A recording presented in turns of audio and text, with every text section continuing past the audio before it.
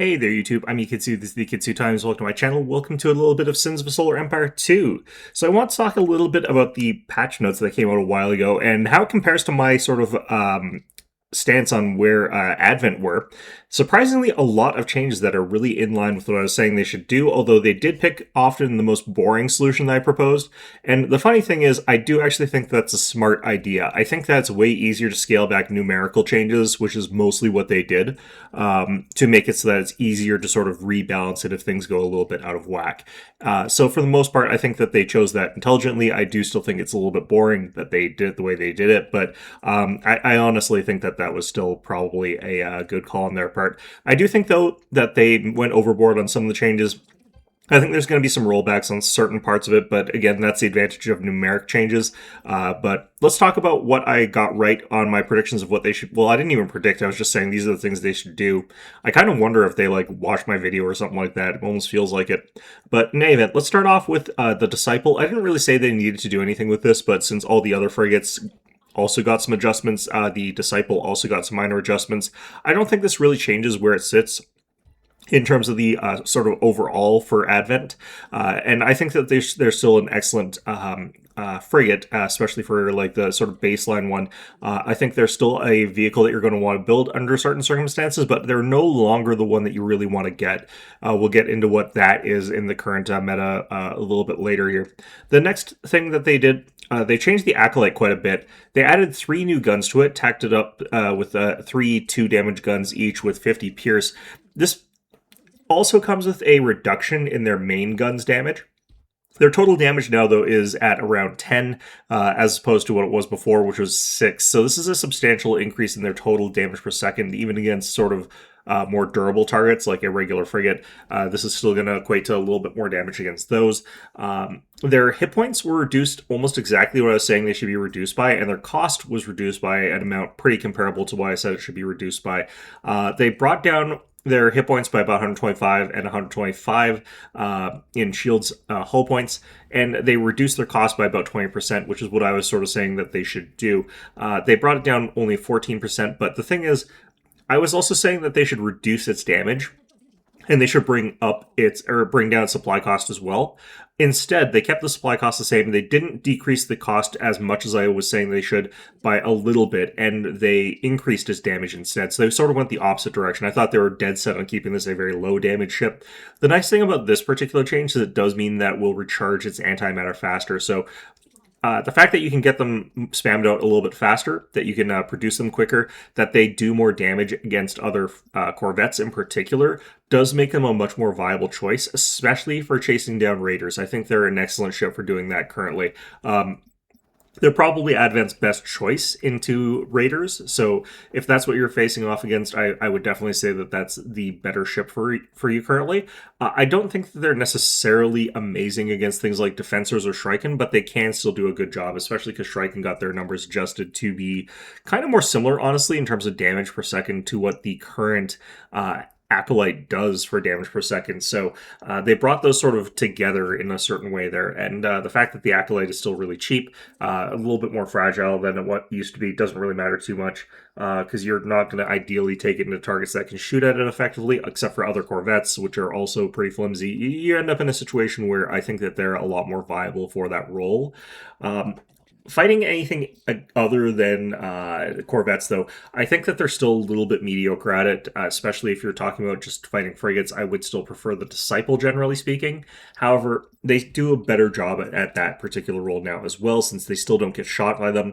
That does mean that they still operate as a really good counter against them. However, things like point defense ships, things like strike craft, which did get better this patch, do kill them more effectively. So they're not necessarily going to last as long, but it depends on what your opponent is bringing. The next thing that we want to talk about is the Tempest. The Tempest got a whole battery of changes, and I was recommending a whole battery of changes. Again, they went with, not only did they go with one of the more boring things that I recommended, but they also went with a thing that I just sort of offhand mentioned had ruined it previously that I did not think they were going to fix. So I mentioned that the Tempest used to be relatively good compared to a lot of other Advent ships and a lot of other early game frigates, because it had 200 durability back when the Pierce on the baseline frigates was 150. This meant that they were capable of tanking a lot more damage than most other ships in this category, And that gave them a relative advantage compared to a lot of the other ships, because you could make it so that even though they weren't doing the best damage for their cost, they were way, way, way more durable. Now, they've given them 300 durability, which is kind of basically rolling back that change, except in the other direction, making it so that the Tempest is now basically having the damage from all those basic frigates, which is an even better bonus than the previous one where it reduced it by a third. So this is by itself something that pushes them back towards viability. The other thing that they've done is I mentioned that if they wanted to make it a general all-rounder, they would have to give it 200 Pierce, and they gave it 150, which is very, very close to what I was sort of saying there. That's close enough, honestly. The reason I was sort of not necessarily that positive on this type of change is that it does push it more towards being a generic all-rounder frigate, much like the Disciple is. And there are very few targets now that I would go for a Disciple with when I can instead go with the Tempest. They've actually made the Tempest an incredibly powerful all-rounder early game frigate because it's tougher than every other frigate that's out there. It's got a lot of mobility because it's capable of its shoot and scoot and fire in every direction sort of thing. So it's very, very mobile in that sort of sense there. And its damage is now really good against all tier 1, tier 2. Even against supports, it's capable of doing a decent amount of damage. 9.1 is not bad at all. So you're looking at a situation now where the Tempest is really, really strong into basically everything that the Disciple is. The only situation that the Disciple gets away with being stronger now is against the Guard of Flak frigate and the Junsarak Warden. And because of that, I think that the Tempest is going to be your just generic go-to, I'm building blind, I don't really know what my opponent's doing build, because it does work into things like Corvettes. It's still not brilliant against them because it still has some problems with tracking and stuff like that, and its missiles don't necessarily hit them that quickly. They sort of loiter around in circles, but it's still capable, and it's always been capable of killing them. It's not like it's clunky, but it does work. But now they're excellent against a lot of lighter targets. In fact, I would go so far as to say that a Tempest is kind of like a miniature Harka in the sense that if you're in, like, say, a Cobalt Light frigate, if you've got Cobalt Light frigates, there's not a whole lot of difference between getting attacked by a Harka and getting attacked by a Tempest. They both do a lot of damage to you, which goes through your durability, and they both take significantly reduced damage from your guns, making it so that both of them are capable of sort of like really dominating against Cobalt Light cruisers, Cobalt Light frigates and stuff like that, Revester skirmishers, Disciples, all those sorts of ships. While yes, the Harka is obviously a little bit better, the Tempest, you're getting like 2 of them for a Harka, basically. Like, they're really, really good right now. So I do think that is probably going to be the thing that gets pulled back a little bit, and I'm not 100% sure where they're going to pull from. Now, they did reduce its overall hit points, so if you have got the proper counter unit against the Tempests, they are going to go down a little bit easier, but the fact that they've got that 300 durability now means it's much harder to pick something that can counter them. So excellent changes for them all around. Possibly too much. I would say probably too much. But I do think that something like this was probably warranted. Now, I did also say that one of the things they could do instead of this sort of thing is they could make it a multi-role by giving it some point defense capabilities, an active ability that shot out interceptor missiles, that shot down other missiles. I thought that would be kind of interesting, but that's no longer necessary because the Vigilus got bumped down to tier 2. They also had their durability sort of adjusted, but they've had 300 durability before. That's not really a real new change. But the fact that the Vigilus is now tier 2, even though it's late tier 2, does mean that you're capable of getting it fairly early. You're capable of getting it online relatively cheaply now. That means that you're capable of fighting against missiles just using the standard Vigilus. It comes online at the same time as the Canrack Assailant, so there's really no reason for you to get a faster point defense, so that suggestion is completely redundant now. They also didn't go for this option that I mentioned of making it so that it's really, really good against Corvettes. It's still okay against Corvettes, but it can't catch up to them, so if they run away from it, they do get away from it. Its missiles still can get shot down while they're trying to fight against defensors, which is still annoying. However, the overall situation, I think, is much, much better for them. Now, I went through an entire video talking about carriers. Carriers also got a massive improvement for Advent, with a lot more hit points on their fighter craft and a lot better strike capability on their bombers. They've got a lot going on for them in this current patch. I would say that this is another ship that is just going to be very common now. There's an interesting theme going on here. The two ships that are going to be really dominant for the Advent currently are Tempest and Aria Drone Host, in my opinion. And the really brilliant thing about this is it does mean that you're going to want to spam point defense ships if you're fighting into Advent, because fighting all those Tempests, if you've got enough point defense, you can fight against the Tempest with like enough Gardas. It's rough though because the Tempest is so inexpensive for the amount of missiles that it's outputting, because they're not those high pierce ones like those other ones, so they're valued differently than something like a Canarac Assailant or something like the Javelus. So there's a real need to actually spam the ever loving hell of Garda Mark IIs. You can't really go for like a Garda Mark II plus something else, and those can eventually grind down the Tempests, and they can eventually defend you against the Aria drone host. But these are really, really powerful just because you were forced to build so many of those suboptimal ships.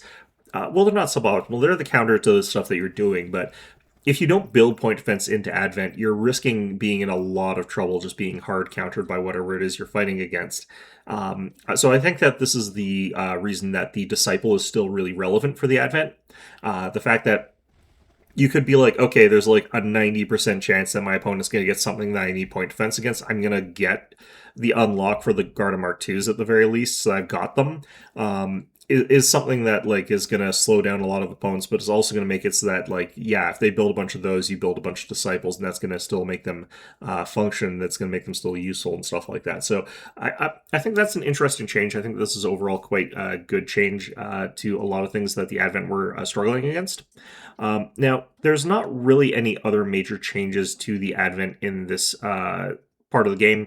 They did adjust the durability of all the support ships in the game, which does make a bit of a difference. But for the most part, like that's just across the board. That's for all of them. That does also mean that Disciples have a slightly harder time hunting down that kind of target, which does make a bit of a difference for that. But for the most part, you're looking at kind of the same stuff across the board for the rest of it. So what are the big takeaways from what they've changed? Well, they haven't really added any new anti-capital capabilities to Advent during the early game.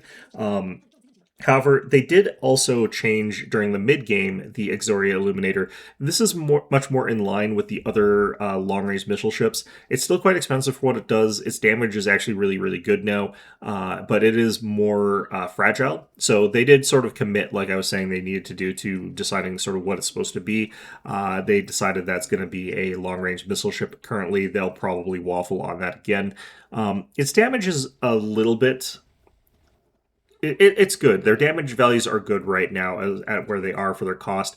It's better than the Caleb's by enough that I feel like they're not as cost effective in terms of damage dealing as the Caleb, but they're not so far off anymore that it feels like you're getting completely shafted on that. Their side beams also got a little bit more increased damage, but again, because you're more fragile, it's a little bit harder to use those. So I do think that overall the Exoria is in a pretty good spot as far as that goes. But yeah, so the overall sort of takeaway for the Advent, just as a summary, they became significantly better at dealing with corvettes, not necessarily because their ships became better at dealing with corvettes. The Acolyte did get better at dealing with corvettes. That's about the only thing that's majorly better at that. However, the fact that you're much more likely to be taking the Aria drone host, and the fact that you're much more likely to be taking the Tempest, just incidentally pushes you into a position where you're going to be more effective against corvettes than you were before. Because in the previous one, you would have a really hard time justifying taking the carriers into defensors because they would sort of get countered by the defensors a little bit, and you wouldn't be able to mass up enough carriers fast enough to counter them. That's much more doable now that they've changed the numbers, although I would still prefer getting other solutions against that. If you're playing with the Tempests, they're a strong all-around unit that your opponent has to basically get Junsarek Wardens or Gardas against. So if they decided to go for a whole bunch of other corvettes, you're much more likely to just have Tempests on hand because they're good against almost every unit that they could possibly field against you. They're going to work against virtually every unit that they could choose to use against you. So because of that, you're just likely to have the counter to corvettes just on the field, almost to the point where I feel like it would be a bad idea playing corvettes into current Advent. even though they didn't really shift around their anti-corvette abilities too much, which I think is an interesting sort of change that they made there. Although, admittedly, like the carriers did get a major boost in their effectiveness against them. The Acolyte obviously did get a direct boost against them, but again, I think the biggest one is actually the Tempest change. The fact that you're likely to just have those on the field in most fights that you get into, I think makes a huge difference there. But in any event, though, yeah, that's kind of everything I want to talk about.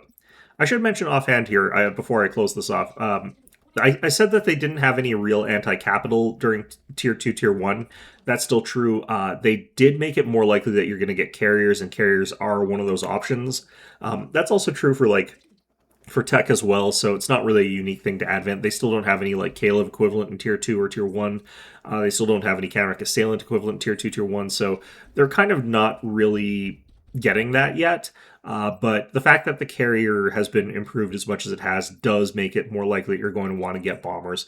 So I do think that that's part of it. But in any event, though, that's going to be our video for today. I hope you found this one enjoyable. And of course, as always, hope to see you guys all next time.